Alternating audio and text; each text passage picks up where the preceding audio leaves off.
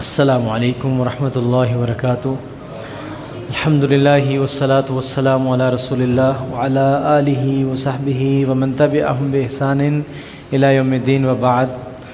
اعوذ باللہ من الشیطان الرجیم، بسم اللہ الرحمن الرحیم۔ ایاک نعبد و ایاک نستعین، صدق اللہ العظیم۔ معزز سامعین و سامعات، خواتین و حضرات، میرے بھائیوں، ساتھیوں، دوستوں، ایمان والے بزرگوں، سامعات، ماں اور بہنوں، بہت زیادہ ضروری ہے کہ ہم جو کلام پاک سنیں اس کا کچھ حصہ ہم سمجھ لیں تاکہ کوئی نہ کوئی بات ہمارے عمل میں شامل ہو جائے۔ میں اللہ پاک سے توفیق مانگتا ہوں کہ اللہ مجھ اور آپ تمام سب کو جو ہم سنیں اس پر ہم سب کو عمل کی توفیق نصیب فرمائے۔ پورے قرآن پاک کا خلاصہ پہ یہ بات میں پہلے ایڈ کر دوں۔ ایک طرف یہ ہے کہ فرفر کر کے جلدی سے میں ساری باتیں بتانے کی کوشش کروں تو اس میں بھی کچھ رہ جائیں، کچھ بیان کر دوں اور پلے کچھ بھی نہ پڑے۔ میں ذاتی طور پر مناسب سمجھتا ہوں کہ قرآن پاک تو بڑا کھلا سمندر ہے، اس کو کوئی سمیٹ نہیں سکتا، اس کا خلاصہ کوئی نہیں ہو سکتا۔ اس کا کچھ حصہ ہم سمجھ لیں تاکہ ہم عمل پیرا ہو جائیں۔ تو اس کا کچھ باتیں میں عرض کروں گا۔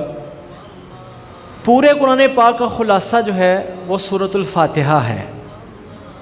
پورے قرآن پاک کا خلاصہ سورۃ الفاتحہ ہے۔ اچھا، کوئی بندہ خلاصہ بیان نہیں کر سکتا، ہاں اللہ جس کو خلاصہ کہہ دے وہ خلاصہ ہو سکتی ہے۔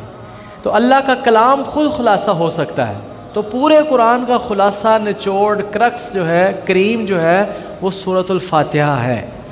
اور سورۃ الفاتحہ کا خلاصہ یہ آیت ہے، بھائی پورے قرآن کا خلاصہ یہ آیت ہے، ایاک نعبد و ایاک نستعین۔ اے اللہ، ہم خاص تیری ہی عبادت کرتے ہیں اور خاص تجھ سے ہی مدد مانگتے ہیں۔ اللہ اکبر، توحید۔ ہم خاص تیری ہی عبادت کرتے ہیں اور تجھ سے ہی مدد مانگتے ہیں۔ یہ ہی بڑا امپورٹنٹ ہے۔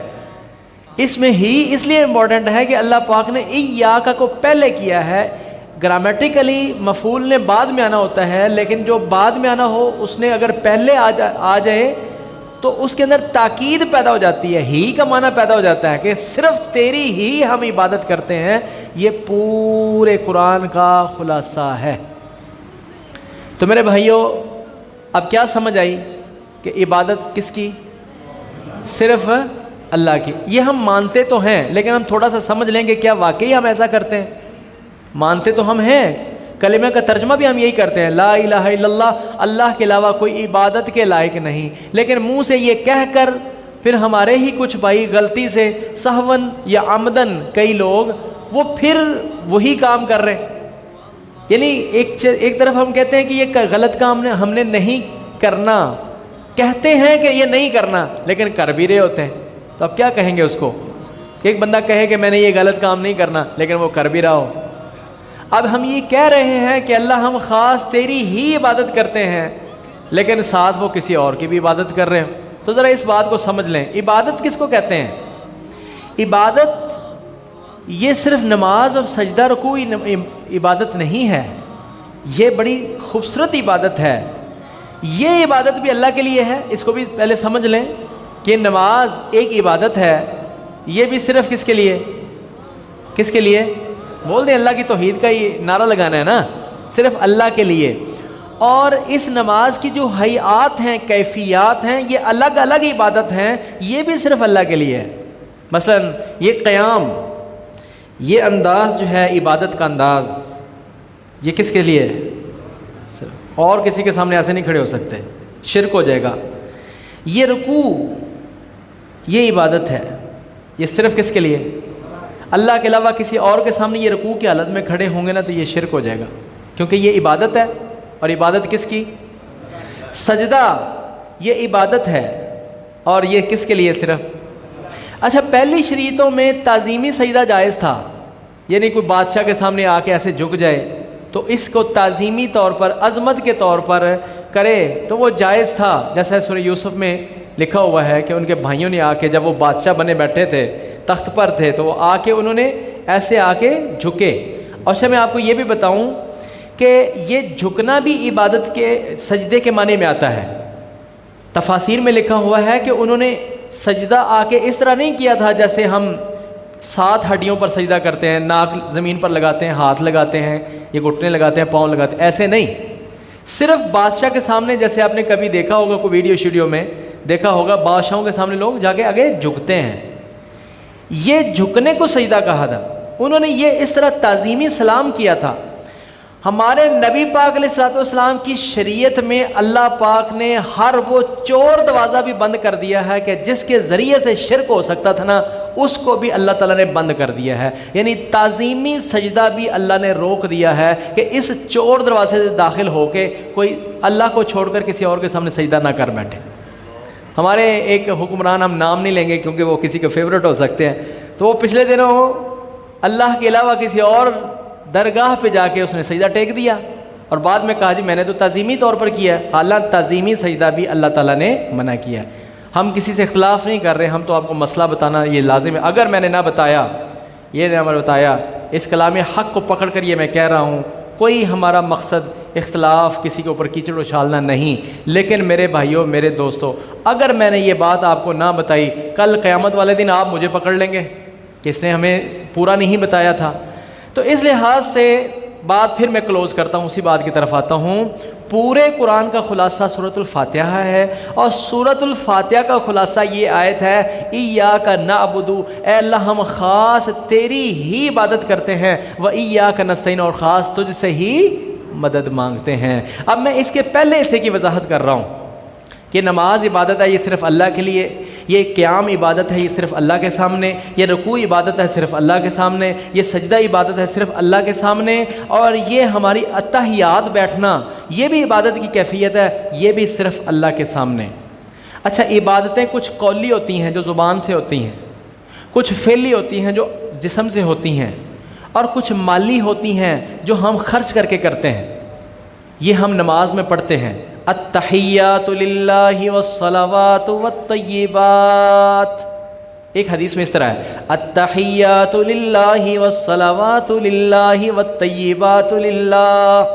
تمام قولی باتیں اللہ کے لیے, تمام التحیات, تمام زبان سے نکلنے والی عبادتیں اللہ کے لیے. یہ قولی باتیں کون سی ہیں جو ہم پڑھتے ہیں, سبحان اللہ, الحمدللہ, اللہ اکبر, قول سے, زبان سے ادا ہو رہی ہے. یہ باتیں بھی کس کے لیے, اللہ کے لیے. اور والطیبات والصلوات, تمام بدنی باتیں اللہ کے لیے ہیں. بدنی باتیں جیسے نماز پڑھتے ہیں جسم سے کرتے ہیں, ایسے حج کے اندر بدنی عبادت بھی ہے. تو بدن سے جو عبادتیں ہوتی ہیں وہ بھی صرف کس کے لیے, اللہ کے لیے. تمام مالی عبادتیں بھی صرف اللہ کے لیے. اب مالی عبادتیں کون کون سی ہیں جو ہم مال سے کرتے ہیں؟ کوئی مال ہم اللہ کی راہ میں خرچ کرتے ہیں, کوئی روپیہ پیسہ کسی کو دیتے ہیں, کوئی ہم دیگ پکا کے دیتے ہیں, کوئی چیز پکا کے کسی کو کھلاتے ہیں, یا کوئی کھانا ہی کھلاتے ہیں. یہ جب بانٹنا ہے تو اللہ کے نام کا بانٹنا ہے, اللہ کو راضی کرنے کے لیے بانٹنا ہے. اگر کسی شخص نے اللہ کے لیے کیا لیکن ساتھ کسی اور کو بھی شامل کر لیا, اسی تو شرک کہتے ہیں. شرک کس کو کہتے ہیں کہ اللہ کے لیے بھی کریں, ساتھ کسی اور کو بھی شریک کریں. بعض لوگ کہتے ہیں جی اللہ کے لیے کریں, اللہ کے لیے تو کر رہے ہیں. بس جی کئی فقیر یہ نعرہ لگاتے ہیں, نظر اللہ نیاز حسین, ہیں نظر اللہ نیاز حسین, یعنی اللہ کی نظر. اور نظر کا معنی فارسی زبان میں نیاز ہے, ایک کی گل ہے, دو گلا نہیں دیا, نظر تے نیاز ایک کی گل ہے. تو وہ کہتے ہیں نظر اللہ نیاز حسین. حسین رضی اللہ تعالیٰ جنت کے شہزادے ہیں, ان کا مرتبہ مقام اہل بیت ہیں, وہ اپنی جگہ, لیکن اللہ, عبادت اللہ کا حق ہے, یہ صرف اسی کی ہے. نظر بھی عبادت ہے, یہ نظر ماننا جو ہے نا یہ بھی عبادت ہے.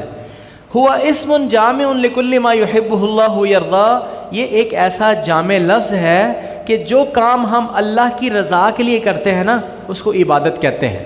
لہذا عبادت کوئی قولی ہو یا بدنی ہو یا مالی ہو, ساری کی ساری عبادتیں کس کے لیے ہیں, اللہ. یہ ترجمہ ہے اس بات کا, التحیات للہ والصلوات والطیبات, یہ اس کا ترجمہ ہے.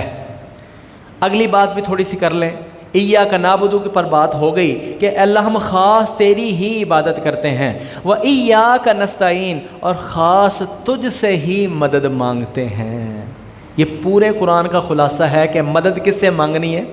اللہ پاک نے سارے نبیوں کے قصے بیان کیے ہیں۔ نوح علیہ السلام کا قصہ بیان کیا ہے، انہوں نے مدد مانگی اللہ سے۔ ابراہیم علیہ السلام کے قصے بیان کیے ہیں قرآن میں، بھرا پڑا ہے قرآن، مدد مانگی اللہ سے۔ بیٹا ان کو نہیں ملا، 80 سال سے زائد عمر گئی تھی، بیٹا نہیں ملا، کس سے مانگتے رہے؟ صرف اللہ سے۔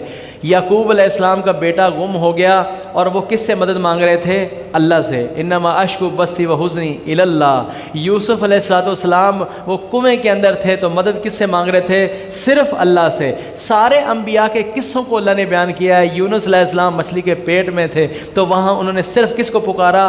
اللہ کو، لا الہ الا انت سبحانک انی کنت من یعنی سارے نبیوں کی اللہ تعالیٰ نے قصے اور ان کی دعائیں بیان کر کے بتا دیا ہے کہ صرف مدد کس سے مانگنی ہے؟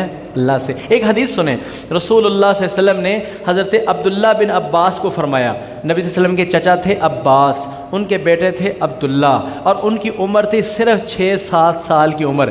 یہ 6-7 سال کی عمر کا یہ بچہ بڑا ہے، اس سے بھی کوئی چھوٹا بچہ، وہ یہ بچہ بھی بڑا ہے جی۔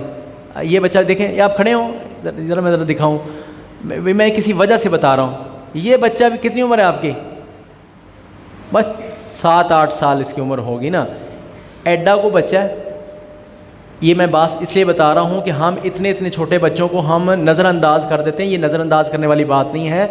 اتنے سے بچے کو نبی صلی اللہ علیہ وسلم نے فرمایا کہ یا غلام، یہ دیکھو کتنی امپورٹنٹ بات، عقیدہ سکھایا، اے بچے احفظ اللہ یحفظک، تو اللہ کی باتوں کی حفاظت کر، اللہ کے حکموں کی حفاظت کر، اللہ تیری حفاظت کرے گا۔ اے بچے اگر ساری امت جمع ہو جائے تمہیں کوئی نقصان پہنچانے پر، سارے انسان جمع ہو کر تل جائیں تمہیں نقصان پہنچانے پر، اے بچے ساری دنیا کے انسان مل کر بھی تجھے ایک ذرے کا نقصان نہیں پہنچا سکتے، مگر صرف وہی نقصان ہو سکتا ہے جو نقصان تیری قسمت میں اللہ نے پہلے لکھ دیا ہے۔ ساری دنیا مل کر بھی تیرا بال بیکا نہیں کر سکتی۔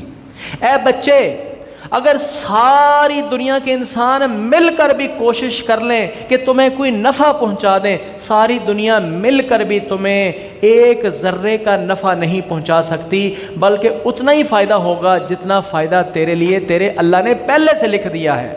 لہٰذا اذا استعنت فاستعن باللہ، جب کبھی بھی تو مدد مانگے تو صرف اللہ سے مدد مانگنا۔ وَإِذَا سَأَلْتَ فَاسْأَلِ اللَّهِ، اور بچے، چھوٹا سا بچہ، اے بچے زندگی میں کبھی بھی سوال کرنا پڑے تو صرف اللہ سے سوال کرنا، بلکہ ہمارے نبی صلی اللہ علیہ وسلم نے امت کو حکم دیا ہے کہ اے میری امت اگر تمہیں ایک جوتے کا تسمہ بھی چاہیے ہونا وہ بھی تم نے صرف اللہ سے مانگنا ہے بس۔